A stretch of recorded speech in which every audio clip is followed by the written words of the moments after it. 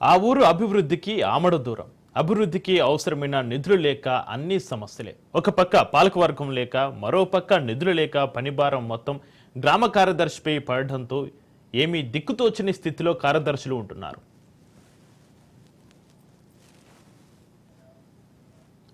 భద్రాద్రి కొత్తగూడెం జిల్లా బుర్గంపాడు మండలం మోరంపల్లి బంజర్లో జనాభా 4,000కు పైనే ఉన్న అభివృద్ధికి నోచుకోవడం లేదు. ఊరంతా చూడడానికి బాగానే ఉంది. కానీ ఈ గ్రామ పంచాయతీలో నిధుల కొరతతో గత 11 నెలలుగా అభివృద్ధికి ఆమడ దూరంలో ఉంటుంది. గత ప్రభుత్వంలో నిధులు రావడంతో అభివృద్ధిలో ఉరకలెత్తిన గ్రామ పంచాయతీ నేడు నిధులు లేక విలవిలలాడుతోంది. బీఆర్ఎస్ పాలనలో గ్రామ పంచాయతీలోని జనాభాకు అనుగుణంగా పంచాయతీ మెయింటెనెన్స్కు ఒక్కొక్క మనిషికి 120 రూపాయల చొప్పున నిధులు విడుదల చేశారు. దానికి తోడు కేంద్ర ప్రభుత్వం నుంచి నిధులు మంజూరయ్యాయి. దీంతో ఆ పంచాయతీ సస్యశ్యామలంగా సీసీ రోడ్ల నిర్మాణం, వీధి ద్వీపాలు, రింగ్ రోడ్లతో సెంట్రల్ లైటింగ్, శానిటేషన్, బ్లీచింగ్, దోమల మందు వారానికి 2 సార్లు పిచికారీ చేస్తూ వ్యాధుల నిర్మూలనకు దోహదపడ్డారు. ఈరోజు గ్రామ పంచాయతీల పరిస్థితి చాలా దారుణంగా తయారైంది.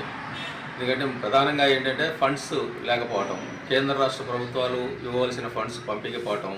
దానికి ప్రధానంగా ఏంటంటే ఇలా పాలక వర్గాల గడువు తీరిపోయిన తర్వాత ఇంతవరకు ఎలక్షన్లు పెట్టలేదు. ఎలక్షన్లు పెడితేనే కేంద్ర ప్రభుత్వం నుంచి ఫండ్స్ రావడానికి అవకాశం ఉంటుంది. ఇక్కడ కూడా ప్రజాప్రతినిధులు ఉంటారు కాబట్టి దాన్ని చేసుకోవడానికి, డెవలప్మెంట్ చేయడానికి అవకాశం ఉంటుంది. అట్లాంటిది అవకాశం లేకుండా పోయింది.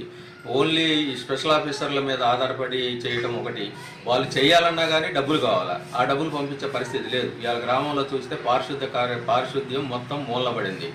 అసలు భయంకరమైనటువంటి కోతులు బెడద. ఎక్కడ ఇళ్లలో ఇంతకుముందు గ్రామీణ ప్రాంతాల్లో కూరగాయలు బయట నుంచి కొనుక్కొచ్చే పరిస్థితి అవసరం లేదు. గ్రామాల్లో ఇళ్లలో పండించుకున్న కూరగాయలే కావాల్సిన నుండి ఇవాళ కూరగాయలు కానీ, పండ్లు ఫలాలు కానీ, ఒక చెట్లు కానీ, ఒక కుండీలు కానీ బ్రతికే పరిస్థితి లేకుండా ఉంది. దాన్ని రూపుమాపాలంటే డబ్బులు కావాలి, టెండర్ పెట్టాలి. టెండర్ పెట్టేసి ఆ కోతులను బయటికి తీసుకుపోయి తోలు రావడానికి డబ్బులు కావాలి.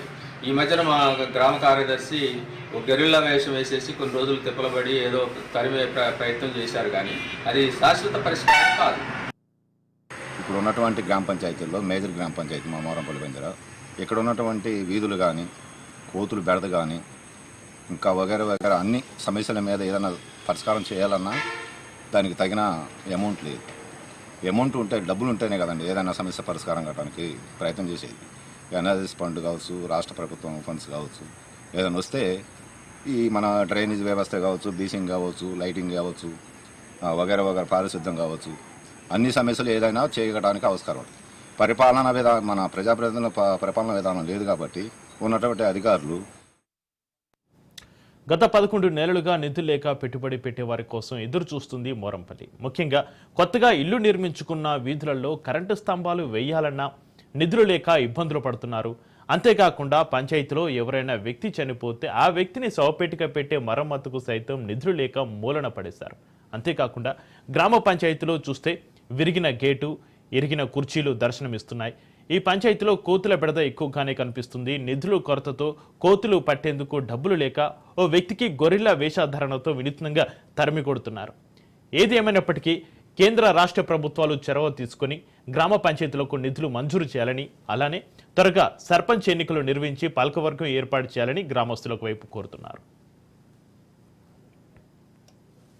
మేము కోరుకున్నాం. అదేవిధంగా కాంగ్రెస్ ప్రభుత్వం వచ్చి 7 నెలలు అవుతున్నా కానీ పంచాయతీ ఎలక్షన్ దాని మీద ఊసే లేకుండా పోయింది. తక్షణం పంచాయతీ ఎలక్షన్ పెట్టి గ్రామాభివృద్ధులు, పంచాయతీ అభివృద్ధులు మెరుగుపరచాలని, అదేవిధంగా ఇప్పుడు అంటువ్యాధుల సీజన్లు కాబట్టి మలేరియా, డెంగ్యూ మొత్తం జ్వరాలు వస్తున్నాయి. గుంతలు ఆడబడితే ఆడున్నాయి పంచాయతీలో.